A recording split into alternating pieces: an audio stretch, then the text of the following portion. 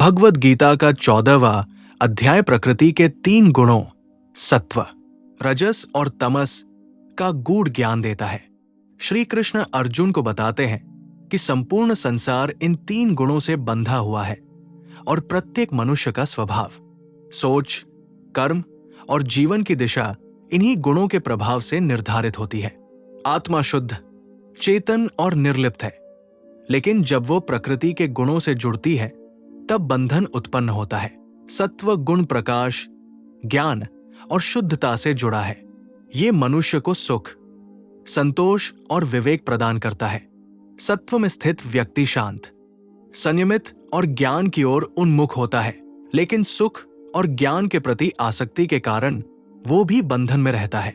रजस गुण इच्छा, कर्म और आसक्ति का प्रतीक है। ये मनुष्य को कर्मों में प्रवृत्त करता है, फल की लालसा उत्पन्न करता है और लोभ, चिंता तथा असंतोष को जन्म देता है। रजस में स्थित व्यक्ति निरंतर भागदौड़ में रहता है और कभी तृप्त नहीं होता। तमस गुण अज्ञान, आलस्य और मोह से संबंधित है। ये विवेक को ढक देता है और प्रमाद, निद्रा तथा भ्रम उत्पन्न करता है। तमस में स्थित व्यक्ति कर्तव्य से विमुख हो जाता है और पतन की ओर बढ़ता है। श्री कृष्ण बताते हैं कि जब सत्व प्रधान होता है तब ज्ञान बढ़ता है। रजस के बढ़ने पर लोभ और कर्म की प्रवृत्ति बढ़ती है और तमस के प्रभाव में अज्ञान और अंधकार छा जाता है। श्री कृष्ण ये भी बताते हैं कि मृत्यु के समय जो गुण प्रधान होता है उसी के अनुसार जीव की गति होती है। सत्व में स्थित व्यक्ति उच्च लोकों को प्राप्त करता है। रजस में रहने वाला कर्म भूमि में जन्म लेता है और तमस में स्थित व्यक्ति अधोगति को प्राप्त होता है। फिर भी आत्मा इन सभी अवस्थाओं से परे है और गुणों से निर्लिप्त रहती है।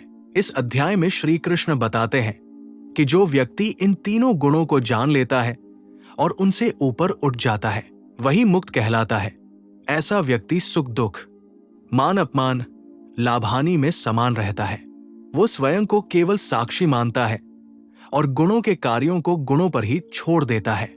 वो दृढ़ भक्ति के द्वारा ईश्वर की शरण में रहता है और प्रकृति के बंधनों से मुक्त हो जाता है। अंत में श्री कृष्ण कहते हैं कि जो अनन्य भक्ति से उनकी उपासना करता है वो इन तीनों गुणों को पार कर ब्रह्म भाव को प्राप्त होता है।